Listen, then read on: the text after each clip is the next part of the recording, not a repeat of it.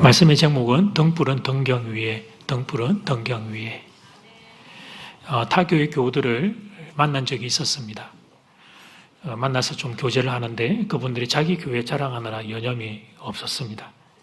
자기 교회는 이것도 있고 저것도 있고 목사님 우리는 막 이런 것도 있고 막 그래 그렇게 막 자랑을 많이 했습니다. 제가 꾹 참았습니다. 끝까지 참아야 했는데 결국은 제가 견디지 못하고 저희 교회 자랑을 마지막에 하고 말았어요. 근데 제가 했던 자랑은 저희 교회 자랑은 이런 자랑이었습니다. 장전절교회는 예수님 사랑하는 교우들이 많습니다. 제가 딱 이렇게 자랑했습니다. 그러니까 물어보더라고요. 그게 무슨 의미냐고. 그래서 예수님 사랑해서 묵묵히 교회에 충성 봉사하는 그런 참 착한 교우들이 많습니다. 교회 시설과 환경도 뭐 그저 그렇고 담임 목사도 그저 그렇지만 그럼에도 예수님 사랑하는 마음으로 감사하며 신앙생활하는 착한 교우들이 많은 교회입니다. 그게 저의 큰 자랑이었습니다. 자막을 한번 보시면 예수님 사랑하는 교우들이 많다는 사실, 이게 저의 자랑입니다. 웃자고 드리는 말씀이 아니고 정말로 예수님 사랑하는 교우들이 많다는 사실, 그게 저의 자랑입니다. 오늘은 제가 이 이야기를 좀 해보고 싶은 거예요. 나의 자랑은 뭔가? 나는 무엇을 자랑하며 사는가? 내가 주로 자랑하는 것은 무엇인가? 그걸 여러분과 함께 오늘 본문 속에서 살펴볼 거예요. 자, 본문 그 핵심은 이제 두 번째 단락인데 먼저 첫 번째 단락을 우리가 짚고 넘어가야 되기 때문에 첫 번째 예수님께 바라는 것이 있어서 시작. 신앙생활의 한 모습은 뭐냐면 오늘 두 개의 모습을 보여드릴 텐데 이 모습은 예수님께 바라는 게 있어서 하는 신앙생활입니다. 그런데 이걸 무조건 낮은 수준이라고 이렇게 쉽게 치부해버리면 안 됩니다. 예수님께 바라는 것이 없는 사람은 아무도 없기 때문입니다. 저도 그렇습니다. 저도 예수님께 바라는 게 있습니다. 제가 예수님께 바라는 게 정말 많이 있는데 오늘 그 중에 몇 가지만 제가 여러분에게 소개를 하겠습니다. 얼굴이 잘생겨지기를 위하여 매일 기도를 합니다. 그런데 이제는 포기를 했습니다. 안 될 것 같습니다. 이제 60이 넘었기 때문에 그건 안 될 것 같습니다. 대신에 머리숱이라도 안 빠지게 해달라고 기도를 하고 있습니다. 이 못난 얼굴에 머리숱까지 빠지면 여러분에게 고통을 안겨드릴 것 같아서 기도를 하는 중입니다. 웃으셔도 괜찮아요. 인정입니다. 인정. 저희 부부 건강을 위해서 기도하고 있습니다. 여러분을 좀 더 잘 섬기고 싶은 소원이 있기 때문에 그렇습니다. 두 분 어머니의 노후를 위해 기도하고 있습니다. 그리고 이 땅에 제 옆에 있는 한 아들, 그 아들의 인생과 믿음과 그의 여정을 위해 기도하고 있습니다. 그리고 교우 여러분을 위해 기도하고 있습니다. 질병에 있는 분들에게는 치유를, 취업 또 진학을 준비 중인 청년들에게는 진로의 문을, 사업을 하는 분들에게 물질의 복을, 그리고 간절히 아기를 기다리는 가정에는 태의 문을 열어달라고 기도하고 있습니다. 무엇보다 이 나라의 민족을 불쌍히 여기사 살려달라고 기도하고 있습니다. 저도 예수님께 바라는 게 너무 많습니다. 사람은 한계가 있는 존재입니다. 그래서 우리는 날마다 결핍을 느낍니다. 그리고 이 결핍을 해결하고자 하는 소원을 가지게 됩니다. 이것은 자연스러운 반응입니다. 그렇게 살아가는 인생 여정 가운데 참 우리가 우연히 이게 웬 복인지 우리가 만난 놀라운 분이 한 분 계시는 거예요. 그분을 우리는 예수님이라고 부릅니다. 그리고 그 예수님과의 동행이 이어지면서 그 예수님을 우리가 묵상하다 보니까 예수님 그분 안에 생명과 축복이 있는 것이었습니다. 그러니 사랑하는 여러분, 예수님께 도와달라고 기도하는 것은 당연한 일이 되는 것이었습니다. 누가 예수님의 도움을 구하며 기도할까요? 누가? 그렇습니다. 예수님 안에 생명과 축복이 있다는 걸 아는 사람들입니다. 금요 기도회, 새벽 기도에 나오는 분들은 바로 그 비밀을 알고 있는 분들인 것입니다. 한 주간의 피로가 묻어있는 금요일 밤 집에서 딱 그냥 누워서 딱 쉬고 싶습니다. 이 추운 겨울에는 더군다나 여러분 집에 한번 들어가면 나오기가 너무 싫습니다. 옷을 갖추어 입고 이 추위를 뚫고. 또 금요일 밤에는 재밌는 게 얼마나 많아요. 이 세상 사람들 오죽하면 불타는 금요일, 불금 그렇게까지 이름을 붙이겠습니까? 우리 교회 금요교대의 별칭이 하늘문이 열리는 밤, 그래가지고 하열밤 그렇게 부르거든요. 화요일 밤이 아니고 하열밤, 하늘문이 열리는 밤. 그러는데 불금으로 바꿔봐도 괜찮겠다. 불타는 금요일 이런 생각도 살짝 해볼 정도에 한번 붙어보자는 거죠. 너희가 정말 불타는지 우리가 불타는지. 그러니까 이 금요 기도에 나와서 기도하는 분들의 신앙도 보통이 넘는 분들입니다. 내 인생의 문제, 내 인생의 눈물, 특별히 젊은이들은 자기 인생, 부모님들은 자녀들의 인생을 하나님 앞에 가지고 나와 쏟아놓고 있는 거예요. 예수님께 나와 기도하면 도와주실 것이다. 그러니까 이 믿음을 가지고 있는 것입니다. 그래서 이 시간 저는 여러분을 축복하고자 합니다. 여러분에게 이 신앙의 길을 축복합니다. 예수님에게 간절히 바라는 것들이 있는 분들 되기를 축복합니다. 예수님께 나와서 기도하고 또 기도하는 분들 되기를 축복합니다. 혹시 이런 생각하는 분들 계십니까? 예수님한테 기도한다고 무슨 뾰족한 수가 있겠어? 그건 괜히 시간 낭비야. 무슨 신앙생활을 그렇게 원초적이고 초보적이고 어린아이처럼 한단 말이야. 정말 이런 어리석은 생각의 소유자들은 우리 가운데 아무도 없기를 바라요. 내가 평생 신앙생활 내가 했다 그러면서 금요 기도회를 내 인생에 한 번도 참석한 적이 없다. 죄송하지만 그 사람은 예수님이 내 인생에 진정한 도움이 된다는 걸 믿지 않는 것입니다. 정말 믿는다면, 예수님에게 생명과 축복이 있는 걸 정말 믿는다면 그 사람은 구하게 될 것입니다. 기도하게 될 것입니다. 제 교회를 제가 와서 처음 섬기면서 물론 우리 교회 금요 기도회 있었지만 저는 금요 기도회를 살려내고 싶었어. 장로님들께 부탁드리고, 장로님 저는 실력이 없는 인생입니다.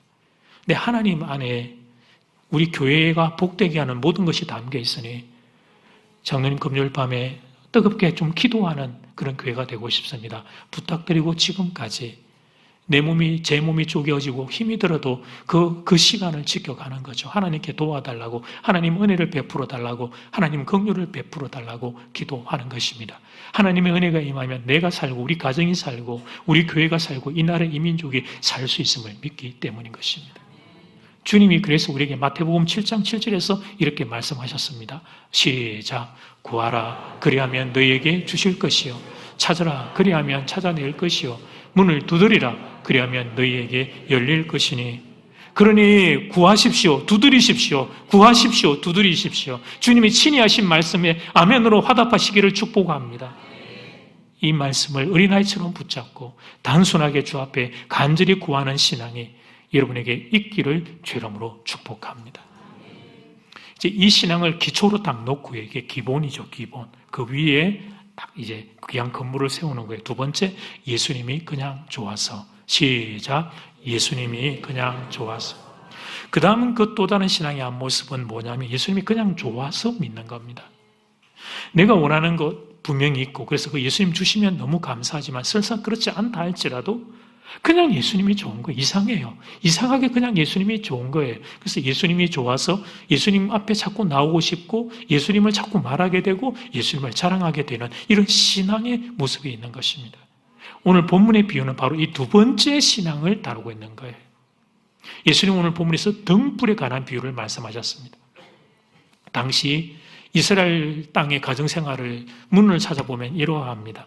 밤이 되면 그릇에다가 여러분 이렇게 기름을 담고 심지를 꽂아서 등불을 이렇게 밝혔습니다. 불을. 집에 등경이 있으면 등경 위에다가 그 등불을 올려놨습니다. 등경 사진 하나 볼까 합니다. 등경 사진은 그때 보면 여러 가지 모양이 많이 있어요. 저도 나무 위에 그렇게 예쁘게 세워진 등경입니다. 저는 등경이 없으면 어떡하죠? 그때 곡식의 양을 측정할 때 사용했던 말, 우리 성경에 말 되어 있는데 타는 말, 이 말고 지금까지도 성경 읽으면서도 그 말인 줄 아는 사람들이 있으면서 부끄러워서 표현을 못하는 거지. 그 말이 아니고 바가지 말이죠. 이렇게 곡식 같은 거 이렇게 담는 이 네모나 동그라미로 되어 있는 그 바가지를 우리 한글 고유로 여러분 보고 계셔요. 저런 이 바가지 저걸 말이라고 그렇게 부른단 말이에요. 저기 위는 뚫려 있고 밑은 닫혀 있을 거니까 거꾸로 엎어가지고 그 위에다가 그 등잔을 올려 놓았던 겁니다. 그렇게 켜져 있는 불은 밤새 어둠을 밝혔습니다. 그리고 아침이 되면 후 하고 불을 껐습니다. 불을 끈 다음에 저 등잔을 말 속에, 우리 성경에는 평상 그렇게 되어 있는데 사실은 나무로 된 침대라고 보는 게 좋을 것 같아요. 그 밑에다가 당연히 소중하게 보관을 해야 되겠죠. 그러나 그것은 보관하는 것은 잠깐뿐이었습니다. 어둠이 찾아오고 어둠이 짙어지고 밤이 오면 다시 그 귀한 등잔과 등불을 꺼내 불을 밝혔습니다. 등불은 드러내려 하지 않거나 숨겨 놓으려고 만든 게 아니었어요. 때가 되면 반드시 드러내게 되어 있었던 겁니다. 그게 21절, 22절 말씀.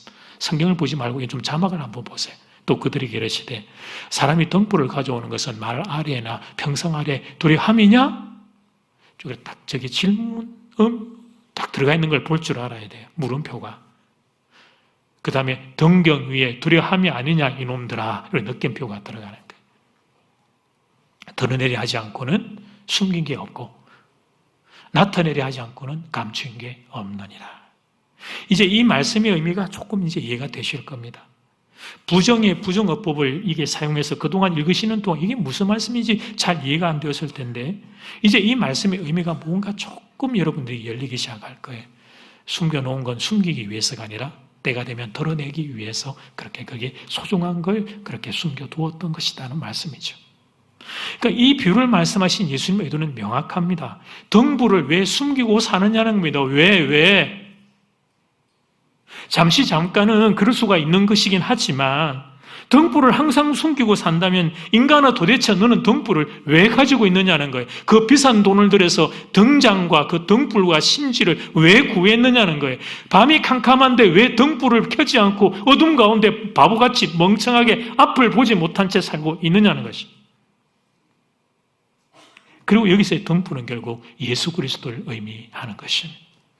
어둠을 밝히는 유일한 불은 예수님이시기 때문입니다. 사랑하는 여러분, 성도인 여러분은 빛이신 예수님을 소유한 사람들이라 믿습니다.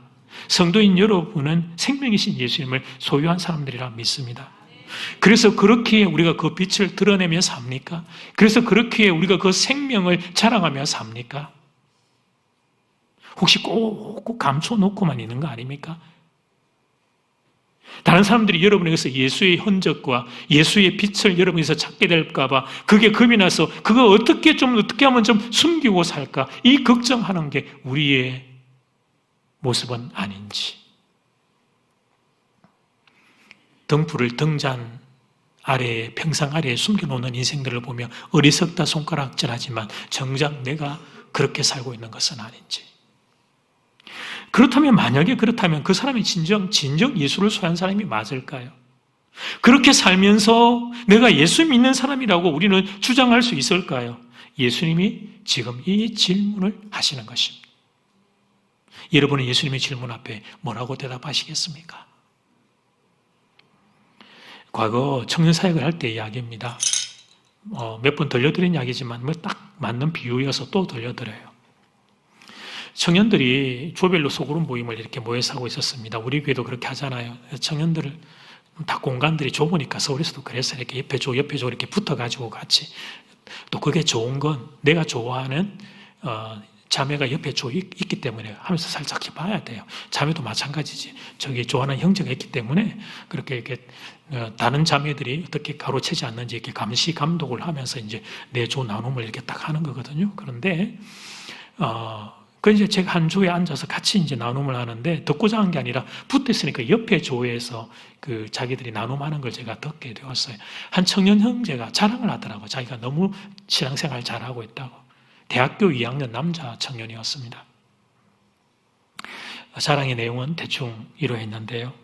이제 2학년 2학기가 끝나가는데 지금쯤 되겠다 그죠? 11월, 12월 요맘때 끝나가는데 내가 2년 동안 그동안 너무 지혜롭게 내가 잘 살아가지고 학교 친구들 중에 내가 교회 다니는 거 아는 사람 아직 아무도 없다 이렇게 자랑했어요. 그게 얼마나 지혜로우며 나이스하게 신앙생활 잘한 것인지를 자랑하더라고요. 사랑하는 여러분, 그게 지혜로운 게 맞습니까? 그게 지혜롭게 신앙생활을 잘한 게 맞습니까? 등불을 끄고 살면서 그게 신앙생활 나이스하게 한다고 말할 수 있는 것일까? 근데 사실 저도 이 질문 앞에서, 오늘 본문 앞에서 부끄러웠습니다. 뭐 여러 경우가 있지만 한 경우만 예를 들면 이제 은퇴하신 어른 목사님들, 예를 우리 교회 원로 목사님이나 어른 목사님들을 외부 식당에서 모시고 이렇게 식사를 대접하고 섬기는 경우가 있습니다. 이런 경우가 있었습니다. 어른들 이제 식당에 고 섬기시는 분에게, 그 일하시는 분에게 용돈 건네주시면서 어른 목사님들은 전도를 하십니다. 예를 들면 이런 말씀을 하세요. 오늘 아이고 우리 늙은이들 때문에 수고 많이 했습니다. 복 많이 받으세요. 그리고 예수 믿고 천국 가세요. 그러니까 그렇게들 말씀을 하세요. 대체적으로. 근데 저는 아직까지 그 어른들을 따라가지를 못합니다. 물론 그 일하시는 분들에게 저도 용돈은 드립니다. 앉아서 그 식사하는 중에 같이 있는 분들하고 저를 보고 목사님 부르시니 제가 목사님께 드러났는데 최소한 그분들에게 걸림돌은 안 되어야 된다 생각하고 수고하신 분들에게 감사의 마음을 표현을 합니다. 그러면서 이제 제가 하는 말은 이제 이런 말이죠. 오늘 저희 때문에 수고 많이 하셨습니다. 정말 감사합니다. 복 많이 받으세요. 제가 여기까지 이야기를 해요. 그런데 예수 믿고 천국 가세요. 이 말이 입에서 잘 떨어지지를 않습니다. 물론 제가 합리화시키고 변명하자면 이야기가 있습니다. 그건 좀 올드한 것 같아요. 그렇게 좀 직설적인 방법보다 좀 나이스하게 그냥 그렇게 하는 것이 더 효과적이겠다는 생각 때문에 그런다고 지금 제가 이렇게 변명하고 합리화를 하고 싶은 마음도 있지만 사실은 제 수준이 아직 이것밖에 안 되는 것은 아닌지. 동일한 말씀이 기록되어 있는 마태복음 5장을 보면 이 동일한 비유의 결론을 친히 이렇게 성경은 기록하고 있습니다. 마태복음 5장 16절 말씀, 주간 묵상 말씀이에요. 자, 이제 이걸 이해를 하고 읽어봅시다. 시작. 너희 빛이 사람 앞에 비치게 하여 그들로 너희 착한 행실을 보고 하늘에 계신 너희 아버지께 영광을 돌리게 하라. 아멘. 여러분은 이렇게 사시기를 바랍니다. 여러분의 빛을, 여러분 안에 있는 생명의 빛, 예수의 빛을 사람 앞에 비추며 사시기를 바랍니다. 그것이 정말 빛을 소유한, 빛의 가치를 아는 사람들이 살아갈 모습이 될 것입니다. 제가 주일학교 학생일 때 불렀던 어린이 찬양이 이 대목에서 말씀 준비하는데 이렇게 성령님이 딱 생각나게 하셨어요. 제목은 이 작은 나의 빛입니다. 이 작은 나의 빛. 모르는 분들은 모른다고 이게 젊어지는 건 아니지만 있는 것 같은데 가사를 한번 보고 자막을 떼어놔줘. 제가 한번 읽어볼게요. 이 작은 나의 빛 비치게 할 때야, 이 작은 나의 빛 비치게 할 때야, 빛내리 빛내리 빛내리. 2절은 도관에 안 두고 비치게 할 때야, 도관에 안 두고 비치게 할 때야, 빛내리 빛내리 빛내리. 그래요. 율동은 버전이 다양해요. 그 중에 안종대 목사가 기억하는 버전으로 한번 제가 율동을 할 거예요. 찬양을 부르면서. 근데 여러분은 관중이고 저는 공연자가 아니에요. 우리는 같이 하는 것이기 때문에 따라서 해도 되고 여러분이 율동을 해도 좋고, 율동은 나는 도저히 못하겠어요 목사님, 내 가오가 있지, 이런 분은 이렇게 고개라도 이렇게 하면서 찬양을 같이 한번, 집사님 반주까지 딱 준비해 주셨어요? 같이 해봅시다.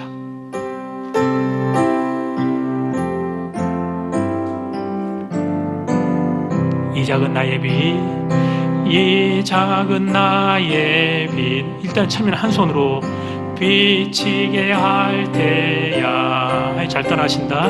이 작은 나의 빛 비치게 할 때야. 두 손으로 빛내리 빛내리. 크게 빛내. 도관에 안 두고는 이렇게 해요. 도관에 안 두고 너무 쉬워요, 그죠? 비치게 할 때야, 도관에 안 두고 비치게 할 때야, 빛내리 빛내리 빛내리 빛내리. 야, 여러분 잘하신다. 맞아, 피차간에 박수를 쳐야 될 것 같기는 해요. 저 혼자 어제 말씀을 이제 준비하고 목양실에서 혼자 율동을 하면서 유튜브를 막 찾아보니까 제 율동이 제일 쉽고 제일 나은 것 같아서 그냥 이거로 밀어붙이기로 했어. 인생의 중요한 것은 유치원에서 배운다 하는 책이 있었습니다. 정말 그렇습니다. 어린 시절에 우리는 이미 신앙의 중심을, 핵심을 이미 다 배웠습니다. 문제는 그렇게 살지 못한다는 게 문제인 것입니다. 나이 60이 되었는데, 목사가 되었는데 아직 이 모양 이 꼴이라는 게 문제인 것입니다. 이 간단한 거 하나를 못하고 사는 것이죠. 어떻게 하면 이렇게 살 수 있을까? 그 비결은 뭔가? 주일학교 아이 때, 어릴 때는 그렇게 정말 저도 전도 참 많이 했는데 학교 친구들. 회사 다닐 때만 해도 제가 직장생활 30대에도 제가 8년이 있으면서 한 10명을 전도했던 것 같아요. 근데 왜 갈수록 이렇게 불이 꺼져 가는 걸까? 비결을 이렇게 빛내 예수의 빛을 등불을 숨겨놓지 않고 등경 위에 두며 살아갈 수 있는 비결은 뭔가? 비결은 사실 간단해요. 예수님이 좋아야 합니다. 예수님이 내게 너무 좋아야 되고 예수님이 자랑스러워야 돼. 여러분 보세요. 자랑스러우면 자랑하고 싶어 못 견디는 게 우리 인간입니다. 제가 설교 시간에 이런 부탁을 좀 드리잖아요. 자녀들 자랑이나 손주들 자랑은 이제 조금 이렇게 좀 자제해 주시길 부탁합니다. 이런 이제 부탁을 드리곤 하잖아요. 그래서 여러분들이 참 노력을 하시고 애쓰시는 것들이 많이 보여요. 막 눈에서 막 불이 일어나는데도 그걸 이렇게 참고 있는 이런 예쁜 모습들이 보여요. 이렇게 손주들 보시면서. 그러나 손주 사랑은 이게 멈추지지가 않아요. 좋은 걸 어떻게 해요? 예쁜 걸 어떻게 해요? 저도 여러분 우리 교회 아이들이 왜 이렇게 예쁜지 모르겠어요. 요즘은 조심해야 된다고 그래서 아이들 또 어린이집 여자아이들뿐만 아니라 남자아이들도 이렇게 머리 위에 손을 올리고 너무 예뻐서 남자들도 좀 이렇게 안아주고 이렇게 해주고 싶은 거 그거 조심해야 된다고 해서 제가 정말 참 세상이 어떻게 이렇게 되는지 모르겠어요. 조심하려고 하지만 마음에서는 제가 두 팔 벌려 그 아이를 안고 있는 거죠. 너무 예쁘고 좋아요. 왜 그렇습니까? 좋으니까 그런 거예요. 좋으니까 자꾸 보고 싶고 축복하고 싶고 자랑하고 싶은 마음이 드는 거예요. 특별히 그 얄미운 그 사람 앞에서는 꼭 자랑하고 싶은 거예요. 나는 한 번 자랑할 때 10번 자랑하는 그 사람 앞에 가서 내 손주 자랑 정말 하고 싶은 거지. 신앙생활도 여러분 이런 단계가 있는 겁니다. 예수님이 좋은 겁니다. 예수님이 그냥 좋아요. 그래서 예수님 자랑하고 싶은 겁니다. 예수님한테 뭘 바라고 그러는 것이 아닙니다. 이미 받은 은혜, 그 받은 은혜 그것만 생각해도 이게 감당이 안 되는 거예요. 내가 예수님을 알고 오늘 알고 살아간다는 것. 물론 지금 이 인생의 여정 중에 있기에 내가 원하는 게 없는 것은 아니에요. 그런데 그거 주시면 좋지만 설사 그걸 내게 좀 안 준다 하시라도 그래도 괜찮은 거예요. 이미 받은 은혜가 크기 때문입니다. 이런 신앙의 사람들이 있다는 거예요. 이런 신앙의 사람들이. 여러분 이런 신앙이 있을 때 그때부터 우리는 예수님 자랑이 되기 시작합니다. 등경 아래다가 등불을 숨기는 게 아니라 이 등경 위에다가 등불을 올리게 되는 것입니다. 저의 소원은 여러분의 신앙함이 여기까지 자라는 것을 보는 것입니다. 예수님이 그냥 좋은 사람들, 예수님이 받은 은혜가 이렇게 자꾸만 내 안에 울컥울컥의 감격으로 살아나는 사람들, 여러분이 그런 사람들, 그런 은혜 아는 분들 되기를 소원하는 것입니다. 성경에 많은 예가 있는데 한 예만, 다니엘 3장을 보면 다니엘의 세 친구가 등장합니다. 사드락 메삭 아벳느고입니다. 왕의 신상 앞에 절을 하지 않으면 명예를 타는 풀무불에 던져진다는, 그러니까 포항제철에 용광로 속에 던져진다는 법령이 보고된 것입니다. 뼈가 덜한 순간 뼈가 그냥 녹아버리는 거예요. 형체 없이. 그때 세 친구가 왕에게 이렇게 말을 했습니다. 우리가 섬기는 하나님이 계시기에 우리를 명예를 타는 풀무불 가운데서 건져내실 것입니다. 그러나 혹시 그렇게 하지 아니하실지라도 왕이여 하나님이 아닌 다른 인생 왕의 신상 앞에는 저희가 절을 하지 않을 것입니다. 풀무불 그림입니다. 세 친구와 성자 예수님이 함께 있다. 그렇게도 보도를 많이 보는데 어쨌든 지금 이제 풀무불 그림이에요. 그러니까 그들의 신앙 고백을 이제 우리가 잘 알죠. 그리 아니하실지라도. 그런데 그 결과가 죽음이었습니다. 죽음. 인생을 살아가며 여러분, 우리 어떤 작은 희생 정도가 아니라 죽음이었어요. 죽게 되는데, 그런데도 괜찮다고 고백했던 것입니다. 어떻게 이런 고백이 가능했던 것일까? 그렇습니다. 하나님을 많이 사랑했기 때문입니다. 하나님께 받은 은혜가 이들에게 있어서는, 우리는 잘 모르지만 그들에게 있어서는 하나님께 받은 은혜가 크고 컸기 때문입니다. 사랑하는 여러분, 모든 사람은 자신의 인생이 아깝습니다. 자신의 인생이 아깝지 않은 사람은 아무도 없어요. 심지어 신세 한탄을 하고 살아가는 사람들도 내 인생이 내 인생 이거 쓸데없는 인생, 이 쓸모없는 인생, 스스로 신세 한탄을 하는 사람들도 자기 인생은 아까운 법입니다. 예를 들어 그 사람이 자기 인생 이런 놈의 망할 인생이 있다고 생각하고 말하던 이 사람이 누구를 만날 약속을 한 거예요. 근데 그 약속 시간보다 상대방이 늦게 오면 그 사람이 열 받습니다. 자기 인생은 쓸모없는 인생이라고 말했던 그 사람이 열을 받아요. 왜냐하면 내 소중한 시간이 아깝기 때문입니다. 이렇듯 우리는 자신의 인생을 아깝게 생각합니다. 모두가 다. 그러니까 사드락, 메삭, 아벳느고도 이 세 친구도 예외가 아니었던 거예요. 이들도 그들의 인생이 너무나 아까운 인생이었던 것입니다. 더군다나 지금 그들이 서 있는 자리가 어떤 자리입니까? 눈물 나는 세월 그 뒤에 성취였습니다. 10대의 소년 시절을 포로로 끌려가서 그 낯선 이국 땅에 아무도 없는 곳에 포로라고 하는 이름으로 끌려가서 그들이 10대, 20대의 눈물 나는 세월을 보내고 당시 대체국의 문화가 30 정도가 되면 입신양명으로 어떻게 관직에 나갔을 테니까 바빌론 지방을 다스리는 관리가 되고 있었던 거예요. 그러니까 여러분, 그 자리가 얼마나 소중한 자리였을까요? 그게 어떻게 해서 이룬 인생인데, 내가 얼마나 수모를, 눈물을, 땀을 흘리며 목숨을 걸고 이룬 인생인데, 근데 그 자리, 그 인생, 이 소중한 인생을, 나의 생과 사를 그냥 하나님께 맡길 수가 있었을까? 그때 세 친구의 마음 중심에는 이런 생각이 있었던 겁니다. 하나님, 내가 지금까지 살아온 것이 다 하나님의 은혜입니다. 포로로 끌려오는 순간 나는 죽었다고 생각했습니다. 그런데 하나님이 저를 지금까지 살려주셨고 여기까지 올 수 있도록 하나님께서 저에게 은혜를 주셨습니다. 그런데 하나님, 제 인생에 또 한 번의 위기가 앞에 서게 되었습니다. 살고 싶습니다. 하나님이 살려주시면 살려주시는 이 인생 감사하고 귀하게 붙잡고 살겠습니다. 그러나 혹시 지금이 마지막이라면 하나님, 그래도 괜찮습니다. 나의 생과 사 다 하나님 안에 있음을 고백하오니 제 인생을 받아 주시옵소서. 이것이 이 사람들의 고백이었던 것입니다. 저는 이 세 친구가 많이 부럽습니다. 이들이 만나는 하나님을 저도 만나고 싶습니다.